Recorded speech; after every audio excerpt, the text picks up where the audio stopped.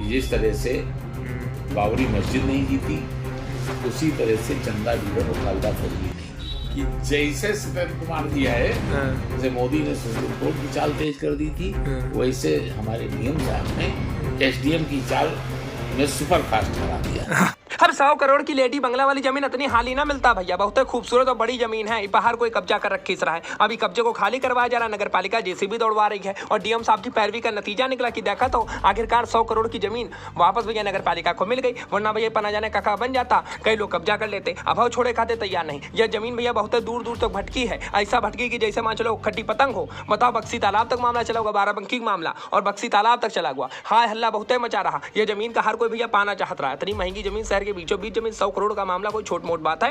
DM साहब पैरवी करें तो नगर पालिका का जमीन मिली है, अब नगर पालिका साफ सफाई करवा रही है, लेकिन इनका इतिहास का है। हम भैया पूर्व चेयरमैन से बातचीत करें, यूँ तो बगदा प्राइवेट वकीलों लगा दी ना। तरीक सुनो, रंजीत बाबू शास्त्री जी से हमने बातचीत की, तरीक सुनिए क्या बता रहे थे। और ये तो भैया ये बता रहे हैं कि देखो ऐसा है, ये जमीन नहीं मान चलो राम जन्मभूमि वाला मुद्दा हुआ जा रहा है, अगर डीएम साहब पैरवी ना करते तो ये जमीन ना जाने कहाँ चली जाती। दादा ये क्या स्टोरी थी इसकी?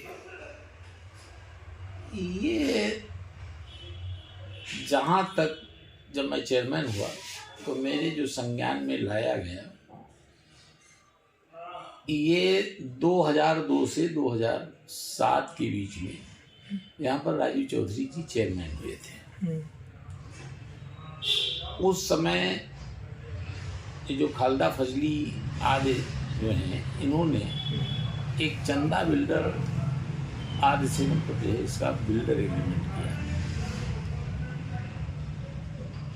ये जमीन रानी राजकुमार के सिजरे से नगर पालिका को प्राप्त होती है और 1955 नायब तहसीलदार को एक फर्जी कागज सबमिट करके इस रजिस्ट्री में जो शब्द लिखा है स्टेट सेक्रेटरी साहब स्टेट, तो सेक्रेटरी साहब लिख जाने की वजह से इन्होंने जो कागज सबमिट किया कि ये मुसलमान की चौधरी अजीम की संपत्ति है, तो उनकी लड़कियों ने या उनके जो भी परिवार के लोगों ने इसको कहा कि ये मेरी ज़मीन है, और इसी आधार पर वो जो लेडी रहती थी यहाँ पर CMS, उनसे ये किराया लेने लगे और वो किराया देने में लगी और ये किराए की रसीद करती, क्योंकि वो बाहर की थी, उनको पता नहीं था। उनको पता नहीं, वो किराया ये मतलब अस्पताल का किराया जाने लगा है। ये 1955 की बात है, लेकिन ये प्रकरण आया ये जब बिल्डर एग्रीमेंट हो गया 2002 में राजीव चौधरी के समय में, तो चंदा ने इसकी पैरवी की कि मतलब इसको लीगल करके नक्शा वक्शा पास करा कि इस पर मार्केट बनाई जाए। तो यहाँ राजीव चौधरी जी की बगैर मर्जी के तो नहीं हो सकता है, लेकिन हस्ताक्षर उनके नहीं थे। यहाँ के ईओ ने हस्ताक्षर करके एक प्रमाण पत्र दे दिया, अनापत्ति दे दी कि इससे नगर पालिका का कोई लेना देना नहीं। अब ये जमीन जब नगर पालिका के इनकार कर देने के बाद, जाहिर बात है जब हमने ही लिख करके दे दिया तो ये ज़मीन पूर्ण रूप में उनकी हो गई। उसके बाद हफीज भारती आते हैं, चेयरमैन होते हैं। हफीज भारती की चंदा बिल्डर से जो भी बातचीत हुई, लेकिन उनका विवाद हो गया। विवाद होने के बाद उन्होंने इस पर दावा ठोक दिया कि ये जो पिछला निर्णय है, पिछला जो लिखा है ईओ ने, वो गलत है, और उन्होंने एक अपील कर दी अनबन होने के बाद। हाँ, जब ये चेयरमैन हुए हफीज भारती, तो इन्होंने एक अपील कर दी, और वो अपील तब एसडीएम यहाँ पर अनिल कुमार सिंह थे। अनिल कुमार सिंह एसडीएम के समक्ष इसकी सुनवाई हुई, और उन्होंने वही मतलब सिजरा रानी राजकुमार का तो नहीं नाम लिया उन्होंने, लेकिन ये 1916 अधिनियम के तहत और 1915 का जो नायब तहसीलदार का आदेश था उसको गलत मानते हुए उन्होंने नगर पालिका के पक्ष में निर्णय लिया। ये अपील फिर बिल्डर के द्वारा कमिश्नरी फैजाबाद में कर दी गई। तब तक मैं स्वयं चेयरमैन हो चुका था।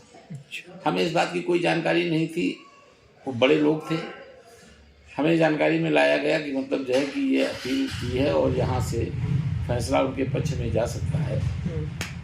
तो मैंने इसकी पैरवी शुरू की पैरवी शुरू की हमने अपने नगर पालिका के सरकारी वकील को लगाया, प्राइवेट वकील को भी लगाया। हमने कहा जाके देखो जा, क्योंकि इस संपत्ति को बचाना है।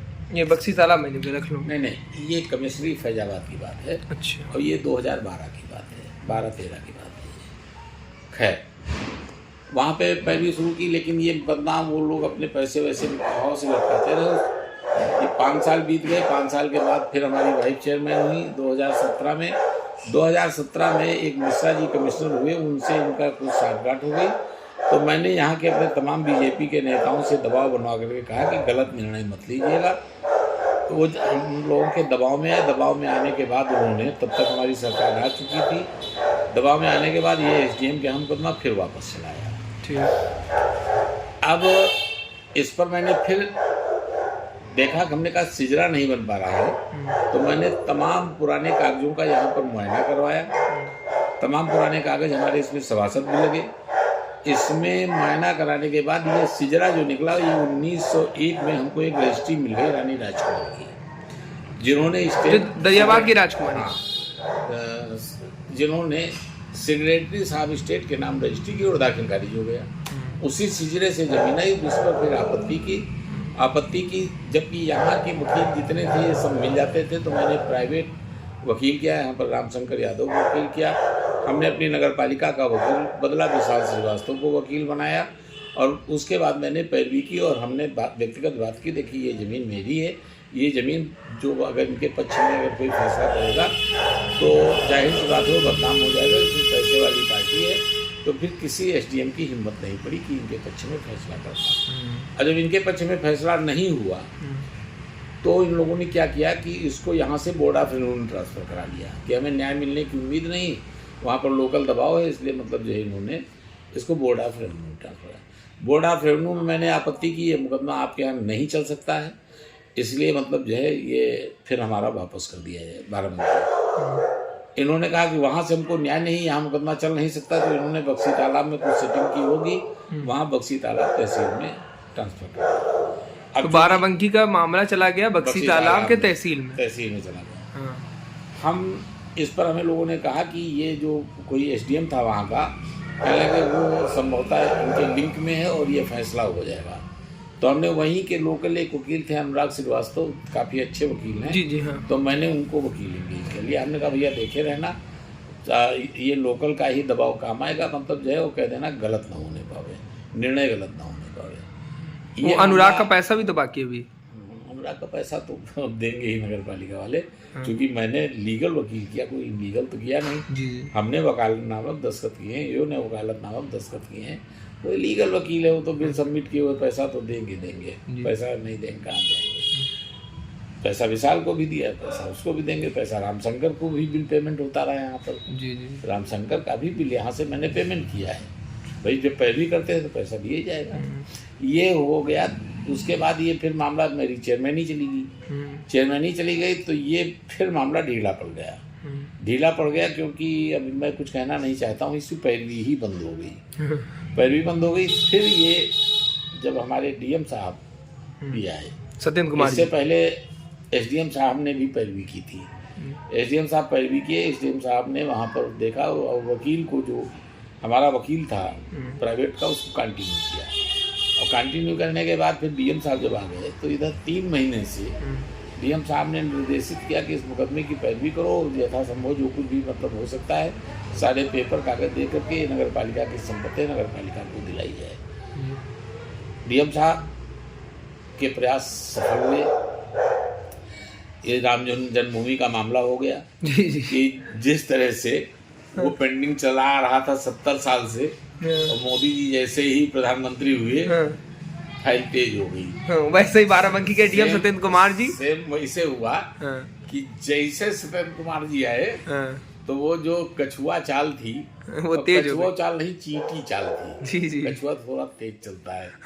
तो चींटी चाल से जो फाइल थी जो पेंडिंग चल रही थी और जिसको वो पेंडिंग कराया हुआ था बिल्डर, वो चींटी चाल को खत्म कराते हुए, जैसे मोदी ने सुप्रीम कोर्ट की चाल तेज कर दी थी, वैसे हमारे डीएम साहब ने एसडीएम की चाल में सुपर फास्ट करा दिया। उसके बाद मिल गए सुपर फास्ट करा दिया और परिणाम आपके सामने है। जी। परिणाम आपके सामने, आदेश आ चुका है, कब्जा लेने का आदेश नगर पालिका को मिल चुका है और नगर पालिका साफ सफाई भी करवा रही है। नगर पालिका तो डीएम के आदेश हैं, साफ सफाई कराएगी। जी। नगर पालिका कब चाहती थी कि इनको मिल जाए? नगर पालिका कभी नहीं चाहती थी नगर पालिका को। अब अगर चाहती होती तो राजू चौधरी के समय में ईओ ने लिख दिया होता कि मेरी जमीन नहीं है, उसके बाद फिर पैरवी न हुई होती। तो नगर पालिका कभी नहीं चाहती। हाँ, व्यक्तिगत तौर पर हमने इसमें इंटरेस्ट लिया, वरना कौन चेयरमैन प्राइवेट वकील अपना पैसा खर्च करके खड़ा करता है?